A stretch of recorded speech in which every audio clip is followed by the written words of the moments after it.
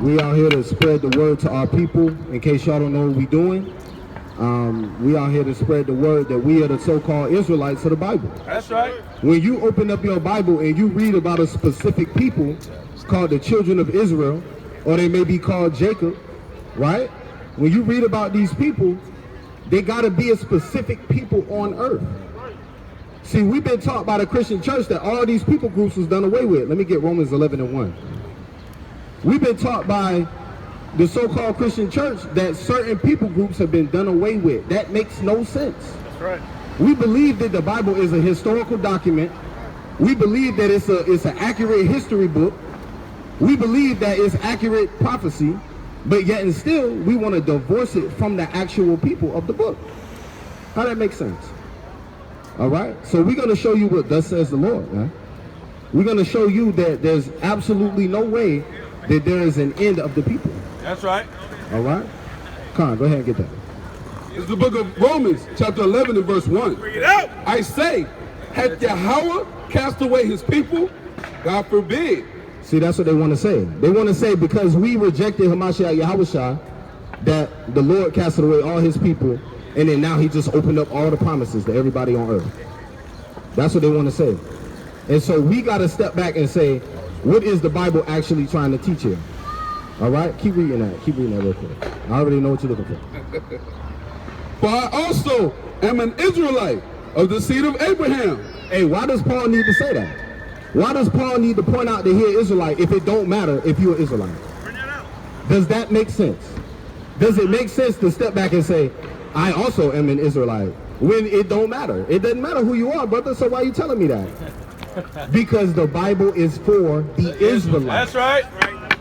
So you got people walking up and down the street today who have heard verses like Jeremiah 29:11 applied to everybody in their church. That's right. How? We can examine that, right? You see what I'm saying? Do you guys believe in the Bible? Can we ask you a question real quick? Do you guys believe in the Bible? Y'all believe in the Bible? Okay, what do you believe about the Bible? Just one thing, we'll deal with it, one thing. One thing. Ten Commandments. 10 Commandments. The 10 Commandments. Okay, that's a good one. That's a good one. Hey, good one. So, question. Give me, drop that. Get Ezekiel 20:8. Or, Salakia, Exodus 20:8. So this is from the 10 Commandments, right? So I just want to ask one question, and you get Isaiah 8:20. So we're going to ask a simple question real quick. We're going to let you go about your day, right? Because we out here teaching our people that we're supposed to be keeping the law, statutes, and commandments. That's right. And yet, and still, there's a group of people on the earth who are to be unnamed at this point in time. Right. Right. These people teach that the law is done away with. You no longer have to keep the commandments of God because Christ came to free you from the law, right? That's what people teach. So what we're going to do is we're going to read this verse, and I'm going to ask you if this verse has to be kept today. All right, go ahead. Exodus chapter 20, verse 8. Remember the Sabbath day to keep it holy.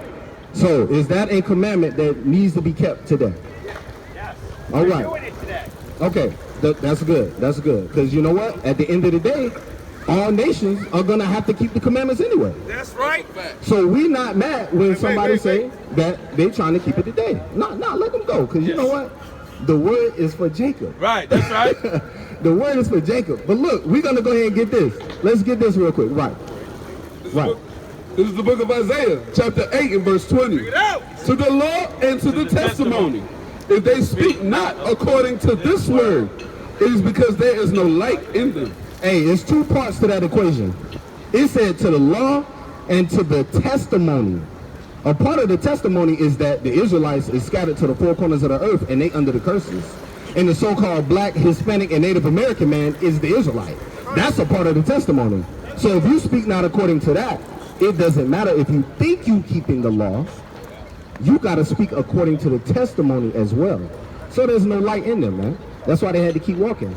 It's funny how people come up here and say, you know, we love God, we believe in the Bible, but at the same time, they don't have time for the word, man. That's how you know who you're dealing with. That's how you know who you're dealing with. All right, you had something? Okay, Con, let's go back to Romans 11. Matter of fact, get that in Ecclesiastes, what you was going to grab. Hey, because look, we've been told that our people have been done away with. And so this is why we in America today calling ourselves Puerto Ricans, calling ourselves Jamaicans, calling ourselves Haitians, right? We have all these different bywords and proverbs that we call ourselves, and yet and still we can't attach ourselves to one particular nationality or heritage. All right? But let's see what the Lord said. This is the book of Ecclesiastes, chapter 4 and verse 16. Bring it out. There is no end of all the people, even of all that have been before them. They also that come after shall not rejoice in him. Surely this also is vanity and vexation of spirit. Con, hey, so look, there's no end of the people. So if there's no end of the people, that means that somewhere on earth I can find the Moabites. Somewhere on earth I can find a Canaanite. You see what I'm saying? Somewhere on earth we can find a Edomite. That's right. And we just saw some Amalekites, right? But you looking at the so-called Jacobites, man. You looking at the so-called Israelites of the Bible. That's what we standing out here for. They wanna walk by and scoff because we got on strange garments. Con, go ahead, put up. This is backing you up when you said they can say they believe in the Bible, but keep walking. This is Matthew chapter 15 and verse 8. Bring it out. This people draweth nigh unto me with their mouth, and honoreth me with their lips, but their heart is far from me. But in vain they do worship me, teaching for doctrines the commandments of men. That's right. So this is why when the brother can say you believe in the Bible, people can say yes and keep walking because they don't want to have the conversation, because they know people teaching on the street is following the scriptures. And then we're going to go even further to ask you, do you keep the commandments? And their spirit already knows that they only honor the Most High with their lips. That's they right. don't do it in action. That's right. That's right. Hey, and you know what, man? We're going to actually go in now, right? Because now that we've established that there's a group of people who are the Israelites and there's no end to the nations, let's figure out what the Lord said is going to happen to some of these nations, man. Bring it out. Because what we got to understand is there's a group of people going around saying that they are the Israelites of the Bible. They saying that they're you. While you in the park doing damn ollies and kickflips, brother, you can be joining in and listening to the word of the Lord, man. That's right. You see what I'm saying? Tony Hawk, damn 2021 out here, man. So we gotta understand that. Let's get Micah chapter 4 and verse 6 real quick. And look, the reason I'm saying that, brother, it's not to attack you. For real, it's not to attack you. Our people, hey, we go on street corners throughout the United States, man. That's right. And we got people that would rather stand on the corner and smoke a blunt, listen to 5 words of what you saying, and then take it back to the crib. That's what they'll sit out in the park, they don't got nowhere to go. They'll play a whole game of checkers, and then as soon as you ask them, hey, come over here and listen to the word, I don't got time. How you don't got time? You playing checkers, man. Every weekend at the same spot. You getting drunk at 11 o'clock in the morning. Come on, man. Playing checkers and you losing. You see what I'm saying? That don't make no sense. All right, so let's get that. Micah chapter 4. It's people walking around here saying that they're the Israelites, man. That's right. You got that one? Come on, let's go. Micah chapter 4, verse 6. In that day, saith Yahweh, will I assemble her that halted, and I will gather her that is driven out, and her that I afflicted. Okay, so this is an end time prophecy of the Lord saying that he's going to gather the people who halted. Now, why would he say that we halted? Jeremiah 17 and 4. Bring it up. Why would he say that we halted? Because as a people, we lost our heritage. We lost our law, statutes, and commandments. We lost our identity. We lost our history records. But yet and still, the so-called Jewish man will tell you that he had his records since Moses. What? That don't even make no sense. And you know what? Let's say it does make sense. Let's say that you had your records for 1,000 years, for 1,500 years. Let's say that. Read that. This is the book of Jeremiah, chapter 17 and verse 4. Bring it out. And thou, even thyself, shalt discontinue from thine heritage that I gave thee. Hey, look, so the Bible says that the Israelites are going to discontinue from their heritage, and you had your heritage for 1,000 years, you're disqualified. That's right. You're disqualified. That's right. All right? So the Lord said that he was going to gather those who halted. Let's keep on going in Micah 4 real quick, because we got to understand how prophecy works, man. Go ahead. Micah chapter 4, starting at verse 7. Bring it out. And I will make her that halted a remnant, and her that was cast afar off a strong nation. And Yahweh shall reign over them in Mount Zion from henceforth. Even from evermore. Hey, the Lord said he was going to reign over his people after he gathered them. So how come when we look at the nation, the so-called nation of Israel today, where those so-called white people are, how come when we look over there, the Lord is not reigning? That's right. How come they got the biggest gay parade of all time over there? That's right. Tell me why. Tell me why they've been in constant wars since they've been over there. They got kosher pig. They doing stuff in the lab over there where they moving genetic genomes and stuff from one animal to the next, trying to crossbreed. What? That don't make no sense, man. Why are you playing with the Lord like that? Come on, go ahead, get that. Zephaniah chapter 3, verse 19. Bring it out. Behold, at that time I will undo all that afflict thee, and I will save her that halted, and gather her that was driven out. And I will give them praise and fame in every land where they have been put to shame. Hey, that's a cut right there. That's a cut. Because see, look, we at the beginning of that now. You see what I'm saying? These so-called other nations, they come up and they get confounded week in and week out. Right. And that's the Lord giving us our fame and our glory in the land where we've been scattered to, man. The Lord also said that in the land of your captivity, you will remember me. They will bethink themselves. Right? So all of these prophecies have to come to pass, man. And we've been taught by the same people that not only did the Israelites get done away with, but also that these prophecies can't get fulfilled. And so what we're telling you is that cannot be true. All right? Khan, go ahead. And I ask you a question. The same people tell us the Israelites are done away with after you prove that you're the Israelite, but the Israelites are done away with, but they're the Israelites. How does that make sense? Don't make no sense. You know what I'm saying? That don't make no sense. And look, this is another thing they'll tell you. So the so-called Jewish man says that he's the tribe of Levi. He says that he's the tribe of Judah. And he may say he's the tribe of Benjamin. Those three, they'll try to hold on to those three. And they'll say, we don't know where the other tribes are. But you can't be an Israelite. We don't know where the other tribes at, but it can't be you, brother. Anybody but you. Anybody but you.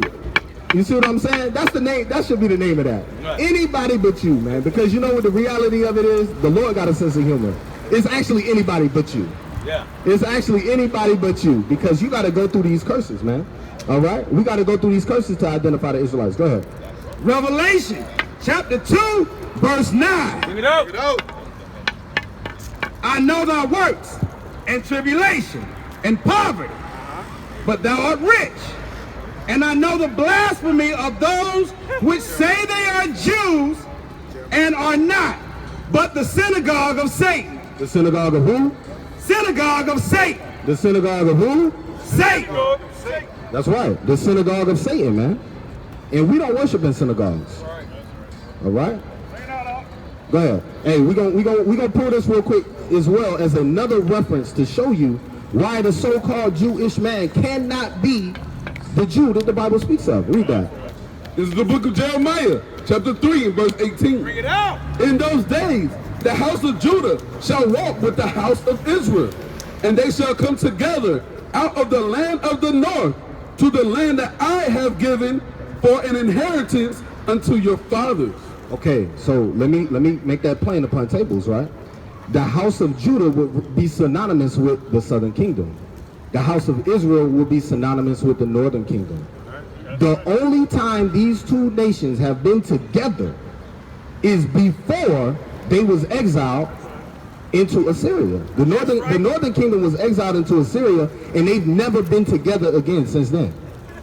You got a question? Yeah. Okay. No, it's all good. You can, you know. But, so the northern kingdom and the southern kingdom have not reigned together since that time.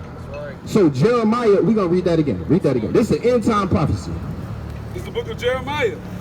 This is the book of Jeremiah, chapter 3 and verse 18. Bring it out. In those days shall the house of Judah, Salaki, in those days the house of Judah shall walk with the house of Israel, and they shall come together out of the land of the north, to the land that I have given for an inheritance unto your fathers. Look at that. So the Lord is going to grab the northern and the southern kingdom and bring them together back to the land. So how come the so-called Jewish man only got 3 tribes in the land? That's a cut. They finished right there. All right? Go ahead, get that. This is the book of Isaiah, chapter 14 and verse 1. For the Most High will have mercy on Jacob, and will yet choose Israel, and set them in their own land. And the strangers shall be joined with them, and they shall cleave to the house of Jacob. Ooh, another prophecy that has not happened. Where are the servants of the so-called Jewish man in the land of Israel? The Most High said he will set them in their own land. Right. Not the Balfour Declaration, not no other thing. He will set them in their own land. So, like you said, the Most High didn't set those people in that land. And where's the strangers that's joined with them? Right. Right. Hey, it's so many cuts on this, man. This is what I'm saying. Y'all gotta stop thinking that you already know these scriptures. You don't know these scriptures. We didn't know these scriptures until we sat down and listened to the elders, man. We had to submit ourselves to the knowledge, wisdom, and understanding of the so-called Bible, man. All right, go ahead, read that. The book of Ezekiel, chapter 37, verse 15. The word of Yahweh came again unto me, saying, verse 16, moreover, thou son of man, take thee one stick and write upon it for Judah and for the children of Israel, his companions. Then take another stick and write upon it for Joseph, the stick of Ephraim, and for all the house of Israel, his companions. You see that? So the whole Bible is about these 2 sticks, man, that we trying to bring back together. That's what the entire Bible is about. The entire, we talking about 100 parables in the scriptures that's talking about the same event. When the Lord is going to raise up the tents of Judah and the tents of Ephraim, man, or the tents of Israel. And we're going to put those 2 sticks together, bring them back together under one head. That's right. All right? And great shall be the day of Jezreel. Let's get that real quick. Hosea 1 and 11. All right? So, if I can leave anybody with anything, it's this. The people who you've been told are the so-called Israelites is incorrect. Right? And they don't even call themselves Israelites. That's the proof. They call themselves Israelis. And they call themselves Jewish. It's all in the terminology. They giving you the clues. They leaving breadcrumbs. All right? You got to go back and do the homework. The scripture says that it's up to the Lord to conceal a matter, but it's up to a king to search it out. All right? So it's up to a king to search out the matter, man. Let's read that. It's the book of Hosea, chapter 1, verse 11. No. Then shall the children of Judah and the children of Israel be gathered together and appoint themselves one head, and they shall come up out of the land, for great shall be the day of Jezreel. Khan. So with that, I want to say shalom, pass it on to the next brother.